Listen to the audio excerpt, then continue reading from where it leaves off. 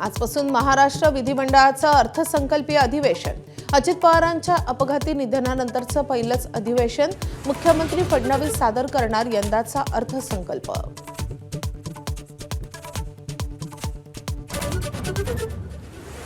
यंदाच्या अर्थसंकल्पासाठी अजित पवारांनी पूर्ण तयारी केली होती.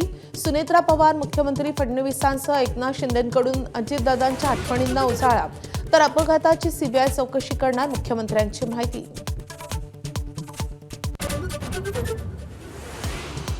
अर्थसंकल्पीय अधिवेशनाच्या पूर्वसंध्येला सरकारच्या चहापान कार्यक्रमावर विरोधकांचा बहिष्कार.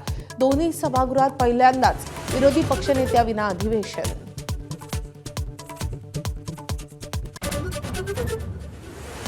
अर्थसंकल्पीय अधिवेशनात विविध मुद्द्यांवरून सरकारला घेरण्याची विरोधकांची रणनीती. लाचखोरी प्रकरणात नरहरी झिरवाळांचा राजीनामा घ्यावा, विरोधकांची मागणी. तर पुराव्यामध्ये झिरवाळांचं नाव नाही, मुख्यमंत्र्यांकडून क्लीन चिट.